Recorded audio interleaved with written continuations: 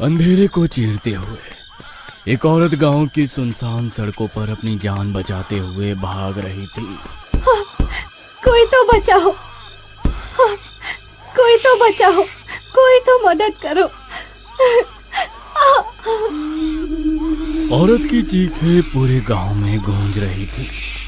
चीखों के साथ एक और आवाज गूंज रही थी और वो थी 1-2 साल के बच्चे की किलकारी, जिसको वो अपने गोद में पकड़े हुए थी। तभी अचानक भागते भागते वो औरत लड़खड़ाकर नीचे गिर गई। उसने एक बार अपने बच्चे को देखा और जैसे ही खुद को संभालते हुए उसने पीछे देखा तो उसके ठीक पीछे एक परछाई खड़ी थी। जाने दो, मेरे बच्चे को मत मारो।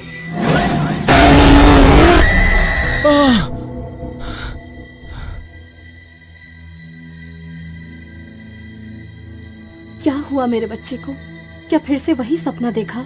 हाँ, फिर से वही औरत जो पागलों की तरह अपने बच्चे को लेकर भाग रही थी और फिर वही साया। पता नहीं मुझे यही सपना बार बार क्यों आ रहा है। कोई बात नहीं मेरे बच्चे, सब ठीक हो जाएगा।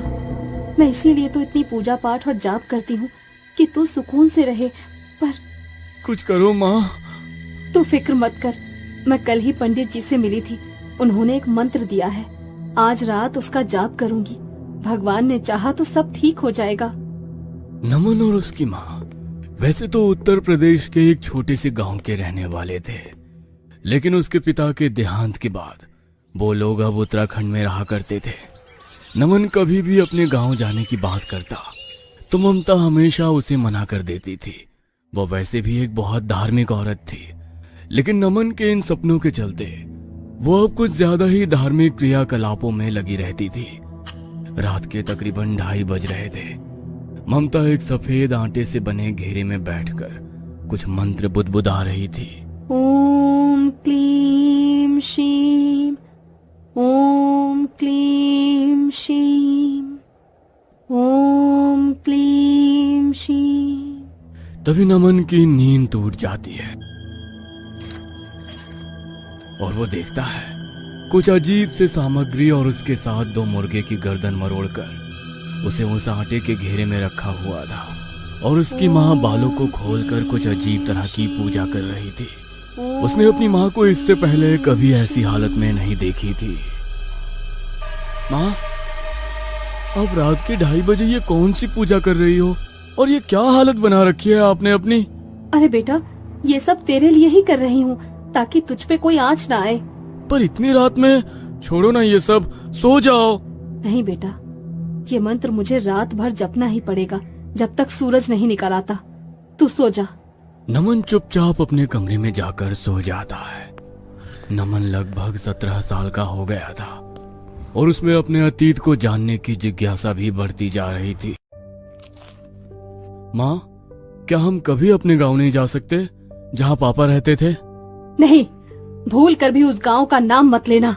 क्यों माँ? आखिर क्यों हमेशा आप मना करती हो? मैं जानना चाहता हूँ। वो जगह अशुभ है, वहाँ सिर्फ दर्द और मौत के सिवा कुछ नहीं है। लेकिन माँ, अब मैं छोटा बच्चा नहीं रहा। बेटा, बस इतना समझ ले कि मैं तुझे खोना नहीं चाहती। बस अब मुझे आगे कुछ नहीं सुनना। नमन की आंखों में गुस्सा और जिद साफ झलक रही थी। उसने मन ही मन ठान लिया था कि अब वो अपने गांव जाकर ही रहेगा।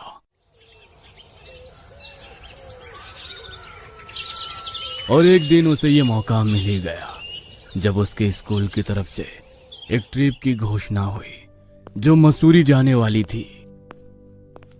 माँ, स्कूल से ट्रिप जा रही है मसूरी 3 दिन के लिए। ठीक है, पर अपना ध्यान रखना। मसूरी नहीं माँ, मैं अपने गांव जा रहा हूँ, अब मजा आएगा।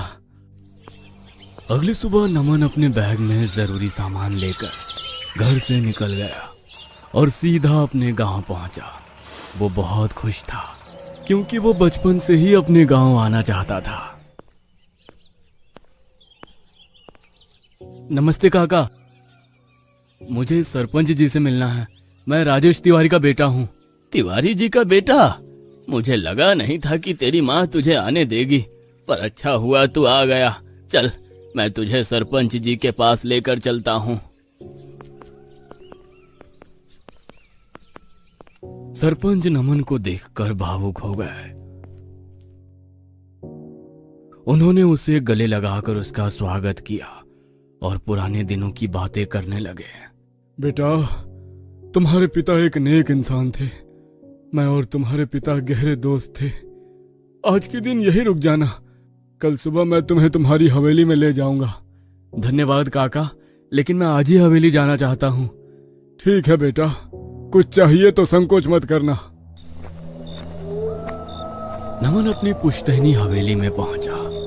हवेली की पुरानी दीवारों से झड़ता प्लास्टर और चारों तरफ लगा मकड़ी का जाला, धूल की मोटी चादर में सुने कमरे, सब कुछ जैसे कहना चाहते थे। नमन दरवाजा खोलते ही, मेरे पापा का घर, आखिर मैं यहाँ आ ही गया। नमन साफ सफाई करके लेट गया। रात के करीब 2 बजे होंगे। तेज हवाएं चल रही थी। एक खिड़की खुद ब खुद खुल गई और फिर एक लोरी की आवाज उसके कानों में पड़ी। उस लोरी ने उसे जगा दिया। झूला झूले रे मेरा राजा बेटा, सो जा तू चंदा तारे, सो जा। नमन का दिल जोर से धड़क रहा था। वो जैसे ही खिड़की के पास गया तो उसे ऐसा महसूस हुआ कि उसके पीछे कोई है। उसने झटके से पीछे मुड़कर देखा तो उसकी सांसें अटक गई। उसके ठीक पीछे एक औरत खड़ी थी। उसका चेहरा राख जैसा सफेद और आंखें खून जैसी लाल, जो उसके भीतर झांक रही थी। उसके लंबे उलझे बाल चेहरे पर लटक रहे थे। उसने अपनी गोद में एक मरे हुए बच्चे को पकड़ा था। एक पल के लिए उसने अपनी गर्दन को टेढ़ा किया और अजीब सी आवाज में कुछ बड़बड़ाने लगी और फिर अचानक वो हवा में गायब हो गई। नमन की टांगे कांपने लगी। ये क्या था? नहीं नहीं, ये सिर्फ मेरा वहम था। हाँ, थकान की वजह से वहम। वो वापस सो गया। जैसे ही आंख लगी, नमन ने अपने आप को एक वीराने में खड़ा पाया। उसके सामने एक औरत खड़ी थी। वो औरत धीरे धीरे उसकी ओर बढ़ रही थी। तू आ ही गया। अब यही तो तेरी असली जगह है। तेरा ही इंतजार था मुझे। नमन के सामने अतीत के पर्दे खुलने लगी। एक औरत जो बदहवास हालत में नंगे पांव अपने गोद में बच्चे को लेकर भाग रही थी। उसके पीछे कोई था, कोई खौफनाक साया। और फिर अचानक वो औरत गिरती है और उसके सामने वही चेहरा जो नमन ने सपने में देखा था। मेरे बच्चे को बचा लो, कोई तो इसे बचा लो। नमन चीखते हुए उठा। उसका शरीर पसीने से भीगा था। दिल बेतहाशा धड़क रहा था। ये क्या था? कौन थी वो? क्यों दिख रहा है मुझे? तभी दीवारों पर अजीब अजीब परछाइयां बनने लगी, कभी चीखते चेहरों की तरह, कभी मरोड़ खाते शरीरों की तरह। तभी पीछे ठक ठक ठक की धीमी आवाज आई, जैसे कोई चलता हुआ पास आ रहा हो। नमन ने कांपते हुए पीछे मुड़कर देखा। एक औरत का साया, उसका शरीर जमीन से कुछ इंच ऊपर हवा में तैर रहा था। कौन हो तुम? बोलो, कौन हो तुम? वो रुक गई। उसकी आंखों से काले आंसू बह रहे थे। नमन की आंखें अचानक उलट गई और वो धड़ाम से जमीन पर गिर पड़ा। अगली सुबह बदहवास हालत में उसकी आंख खुली तो वो पसीने से तरबतर था। कपड़े मिट्टी में सने हुए थे। बिना कुछ सोचे समझे वो उठकर भागा और सीधे सरपंच के घर जा पहुंचा। उसकी सांसें फूली हुई थी और आंखों में वही डर, जैसे किसी ने मौत को करीब से देखा हो। सरपंच जी, कुछ बहुत अजीब हो रहा है उस हवेली में। कोई औरत है जो सपनों में आती है और अब तो वो जागते हुए भी दिखने लगी है। बहुत दिन से वो घर बंद था बेटा। शायद कोई आत्मा का वास हो गया होगा। मैं पंडित जी से बात करता हूँ, शायद घर की शांति करनी होगी। उस दिन दोपहर में घर की शांति के लिए हवन किया गया, लेकिन उससे कोई फायदा नहीं हुआ। अब नमन को समझ में आ गया था कि माँ शायद सही कहती थी, यहाँ कुछ है, कुछ बहुत भयानक। उसने फैसला किया कि वो गांव छोड़कर वापस उत्तराखंड चला जाएगा। उसने बैग में कपड़े डाले और निकलने लगा। तभी इतनी जल्दी कहाँ जा रहे हो? दरवाजे के सामने वही औरत खड़ी थी, कालिका, लहूलुहान चेहरा, आंखों से झरता काला खून। तुम कौन हो और मेरे पीछे क्यों पड़ी हो? मैं कालिका हूँ, कालिका। कालिका? लेकिन ये कैसे हो सकता है? कालिका को तो सिद्ध करना पड़ता है ना। तुम? कालिका आगे बढ़ी। उसकी आंखें अब अंगारे लग रही थी। नहीं नहीं, मुझे छोड़ दो। नमन ने बाहर की ओर दौड़ लगाई और सीधे सरपंच के घर पहुंचा। उसका चेहरा पीला पड़ चुका था। क्या हुआ नमन? सरपंच जी, मैंने उससे बात की। किससे? नमन ने कांपते हुए सरपंच जी को पूरी बात बता दी। सरपंच एकदम खड़े हो गए। हे भगवान, यह तो बहुत अजीब बात है। अब हम क्या करेंगे? तभी नमन का फोन बजा। माँ का नाम स्क्रीन पर चमक रहा था। कैसे हो बेटा? माँ आप सही कहती थी, मुझे यहाँ नहीं आना चाहिए था। क्या क्या कह रहा है तू? कहाँ नहीं आना था?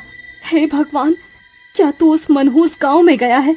नमन, तू अभी गांव के बाहर निकल, मैं आ रही हूँ अभी। फोन रखते ही सरपंच जी ने उसे अपने घर में सोने के लिए कहा। अभी सुबह होने में कुछ देर बाकी थी। वो अपने आप से बोला, नमन, तुम्हें सच्चाई जाननी होगी, चलो। नमन फिर हवेली की ओर बढ़ा। धीमे धीमे अंधेरे रास्तों से गुजरते हुए वो फिर से हवेली पहुंचा। अंदर जाते ही उसने देखा कालिका दीवार से टिकी खड़ी थी, लेकिन अब उसकी आंखों में आग नहीं, आंसू थे। तुम आखिर चाहती क्या हो? बदला। कैसा बदला? तेरी माँ से। क्या? उसने तुझे मुझसे छीन लिया। तेरे पिता ने मुझे पत्नी के रूप में सिद्ध किया था, क्योंकि उसकी पत्नी माँ नहीं बन पा रही थी। लेकिन मेरे आने के बाद उसने भी आखिर गर्भ धारण कर लिया। और फिर तभी कोई जोर से चिल्लाया, नमन! पीछे ममता खड़ी थी। वो आई और नमन को खींच के ले जाने लगी। चल यहाँ से, तू झूठी है। अब तेरा समय पूरा हो चुका है ममता। वो ममता की तरफ लपकी, लेकिन नमन ममता को लेकर हवेली से बाहर भागने लगा। तभी हवेली के दरवाजे अपने आप बंद हो गए। कालिका खड़ी होकर मुस्कुरा रही थी। बिना कुछ बोले उसने अपनी शक्ति से ममता को उठाकर दूर फेंक दिया। ममता चीख उठी और जमीन पर गिर गई। तुम ये क्या कर रही हो? वो मेरी माँ है। और तभी नमन के शरीर में अजीब हरकतें शुरू हुई। उसकी आंखें सुर्ख लाल हो गई। उसकी उंगलियां पंजों में बदलने लगी। मुझ में ये क्या हो रहा है? ये क्या है? तुम मेरे पुत्र हो। तुमने मेरे गर्भ से जन्म लिया है। ये औरत जिसे तुम माँ समझते थे, ये कभी माँ बन ही नहीं सकती थी। जब तुम्हारा जन्म हुआ तो इस काला जादू करने वाली औरत ने मुझे इस घर में कैद कर दिया और तुम्हारे पिता को मार दिया। तो इसने पापा को मारा था? हाँ, और फिर तुम्हें लेकर यहाँ से भाग गई। ममता जमीन से उठी। अब उसके चेहरे पर कोई मासूमियत नहीं थी। अब जब सब कुछ जान ही गए हो तो सुनो, मेरा बच्चा मरा हुआ पैदा हुआ था। मेरे पास और कोई चारा नहीं था। अगले महीने तुम 18 साल के हो जाओगे, तब मैं तुम्हारी बलि दूंगी ताकि मेरा मरा हुआ बच्चा वापस जिंदा हो सके।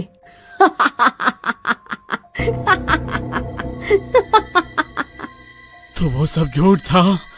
वो प्यार, वो ममता, वो सब नकली था? हाँ, क्योंकि तेरे जैसा दानव मेरा बेटा हो ही नहीं सकता। वो सारे पूजा पाठ, वो धार्मिक क्रियाएं असल में एक काले जादू की क्रियाएं थी, तुझे काबू में रखने के लिए। नमन के भीतर कुछ टूट गया था, पर उससे पहले कि वो कुछ और सोच पाता, ममता ने जोर से आंखें मूंदी और तेज आवाज में किसी प्राचीन भाषा में मंत्र बुदबुदाने लगी। कालिका कांपने लगी, उसके शरीर से धुआं उठने लगा। नमन की आंखों के आगे अंधेरा छा गया और उसके कानों में गूंज सुनाई देने लगी। तुम दोनों का अंत आज ही होगा। कहने को मैं कालिका हूँ, लेकिन असली राक्षसी तो तू है ममता। रुक जा। ममता ने कोई प्रतीक अपने माथे पर खींचा और जमीन के नीचे से काली लपटें उठने लगी। पर तभी नमन की आंखें खून जैसी लाल हो गई। उसने एक चीख मारी, ऐसी चीख जिससे हवेली की दीवारें कांप गई। उसका शरीर भयानक रूप लेने लगा। नहीं नहीं, तुम ये कैसे संभव है? अब तेरा अंत तय है ममता। कालिका अब अपने सच्चे रूप में थी।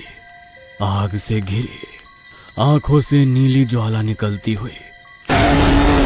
उसका हाथ ममता के सीने को चीरता हुआ आर पार निकल गया। ममता की आंखें फट गई, मुंह से राख और धुआं निकलने लगा। ममता काली धूल बनकर जमीन पर बिखर गई। हमेशा के लिए सब शांत हो गया, लेकिन नमन अब भी कांप रहा था। उसका दानवी रूप धीरे धीरे इंसानी शरीर में लौटने लगा। मैं क्या हूँ? तू राक्षस है। मैं तेरी माँ हूँ, लेकिन तुझे बांध कर नहीं रखूंगी। अब तू हमेशा के लिए आजाद है, और मैं भी।